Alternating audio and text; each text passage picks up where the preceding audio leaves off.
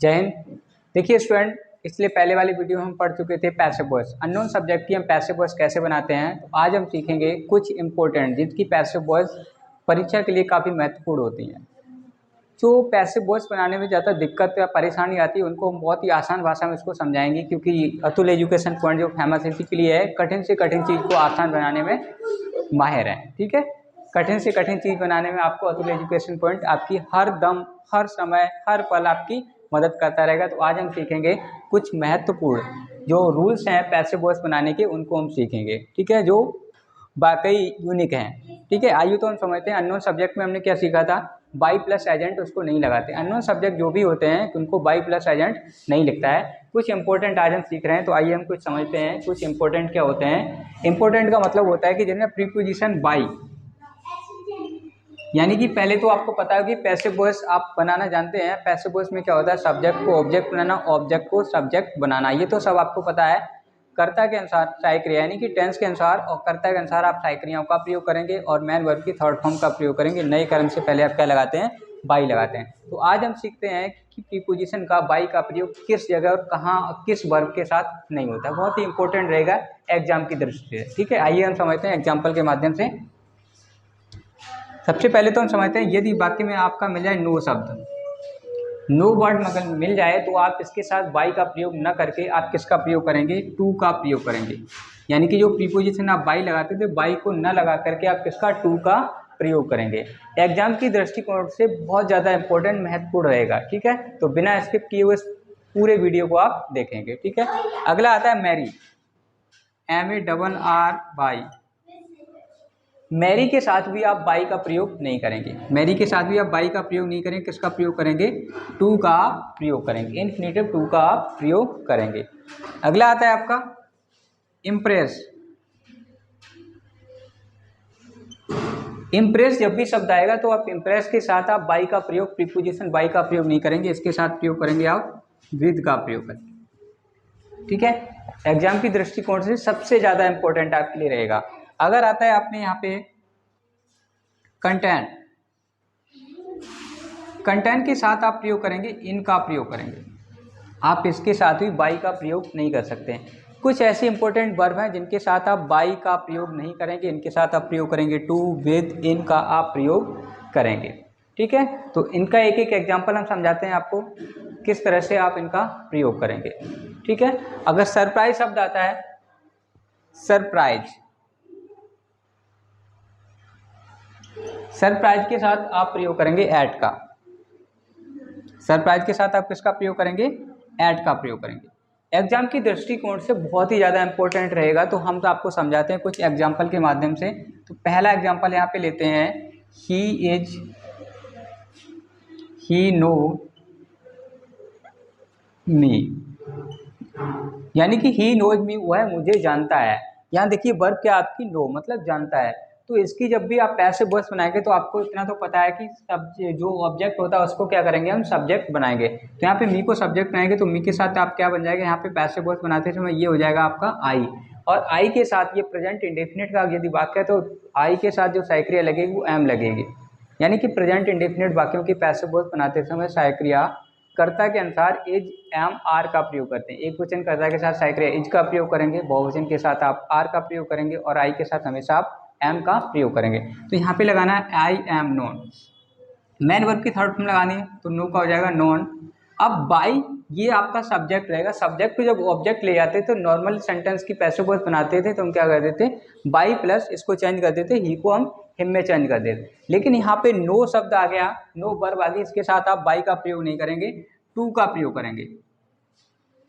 इसका प्रयोग करेंगे, टू का प्रयोग करेंगे। तो यहाँ पे लगाएंगे टू और ही को चेंज कर देंगे हिम में। ये देखिए एग्जाम की दृष्टि से काफी महत्वपूर्ण रहेगा, I am known to him. यानी कि आपको क्या करना, बाई, प्रीपोजिशन बाई का प्रयोग आपको नहीं करना है। ठीक है, तो इसका एग्जांपल आपको समझ में आ गया। अगला एग्जांपल समझाते हैं मैरी का। मैरी पे भी आप बाई नहीं लगा सकते हैं। दूसरा एग्जांपल समझ लीजिएगा, राम मैरिड सीता। इसकी जब आप पैसिव वॉइस बनाएंगे तो इसके साथ ही बाई प्रीपोजिशन का आप प्रयोग नहीं करेंगे। तो समझते हैं इसको। ठीक है। नॉर्मली सेंटेंस में हम क्या करते हैं, कर्ता को जब हम कर्म बनाते तो बाई से इसको कनेक्ट कर देते थे, और सब्जेक्ट को यहाँ पे देखिए हम इसकी पैसिव वॉइस बनाएंगे तो यहाँ पे ये सब्जेक्ट बन जाएगा आपका पैसिव में सीता। ये देखिए पास्ट इंडेफिनिट का वाक्य है, जब भी हम पास्ट इंडेफिनिट की पैसिव वॉइस बनाएंगे तो साइक्रिया वाज या वर का प्रयोग करेंगे अकॉर्डिंग टू सब्जेक्ट। यहाँ पे सीता देखिए सिंगुलर है तो यहाँ पे करेंगे आप वाज, सीता वाज मैरिड। अब यहाँ पे किसका प्रयोग करेंगे, आपका राम जो सब्जेक्ट है वो ऑब्जेक्ट बनेगा, इसको कनेक्ट कर देंगे टू से, to Ram.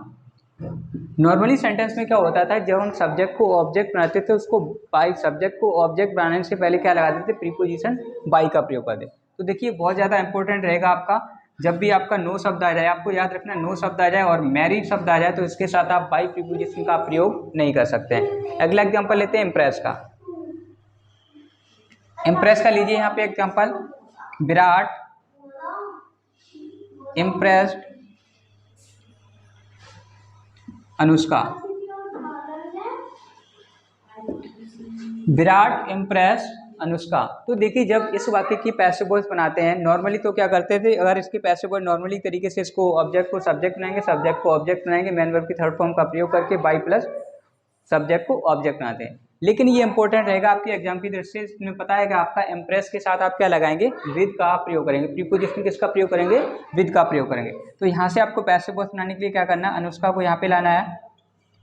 Anushka past indefinite का वाक्य है तो पैसिव वॉइस बनाते समय अकॉर्डिंग टू सब्जेक्ट साइक्रिया वाज और वर का प्रयोग करें। अनुष्का सिंगुलर है इसलिए हम लगाएंगे यहाँ पे वाज, मैन वर्ब की थर्ड फॉर्म इम्प्रेस्ड। इम्प्रेस के साथ आप बाई नहीं लगा सकते, इम्प्रेस के साथ क्या लगाएंगे, विद। अब आपका सब्जेक्ट का ऑब्जेक्ट हो जाएगा विद विराट। तो देखिए ये चीज़ आप याद रखेंगे कि इम्प्रेस के साथ आप क्या लगाएंगे, विद का प्रयोग आप करेंगे, ठीक है। तो देखिए समझ में आ गया, नो के साथ आप क्या करेंगे, नो के साथ आप किसका प्रयोग करेंगे, टू का प्रयोग करेंगे। मैरी के साथ भी आप टू का प्रयोग करेंगे, और इम्प्रेस शब्द जब भी आ जाए आपका तो इसके साथ आप क्या लगाएंगे, शांत हो जाओ, शांत हो जाइए। देखिए इम्प्रेस के साथ आप किसका प्रयोग करेंगे, आप विद का प्रयोग करेंगे, प्रीपोजिशन बाई का प्रयोग आप नहीं करेंगे। अगला चौथा हम समझते हैं कंटेंट्स के साथ क्या लगाते हैं। कंटेंट के साथ आप बाई नहीं लगाएंगे, कंटेंट वर्ब अगर आती है तो इसके साथ भी आप बाई नहीं लगाएंगे, क्योंकि आपको वर्ब पता है। आपकी नो के साथ टू लगाएंगे, मैरी के साथ टू लगाएंगे, इम्प्रेस के साथ आप विद लगाएंगे, कंटेंट के साथ आप इन लगाएंगे। यहाँ पे अगला एग्जाम्पल लेते हैं, the bag contains many things. ये देखिए सेंटेंस हमने यहाँ पे लिया है, यहाँ तक दिख रहा है आपको, दिख रहा है, ठीक है। यहाँ पे ये बैग की स्पेलिंग है, बैग मतलब होता है थैला, ठीक है। तो जब इसकी हम पैसिव वॉइस बनाएंगे तो हम सब्जेक्ट को ऑब्जेक्ट, ऑब्जेक्ट को सब्जेक्ट बना दें, तो इसकी पैसिव वॉइस बनाने के लिए आपको क्या करना पड़ेगा, मैनी थिंग्स, मैनी थिंग्स। अब देखिए बहुत सारी वस्तुएं हैं, कंटेंट्स ऐसा ही प्रेजेंट इंडेफिनिट में लगी है।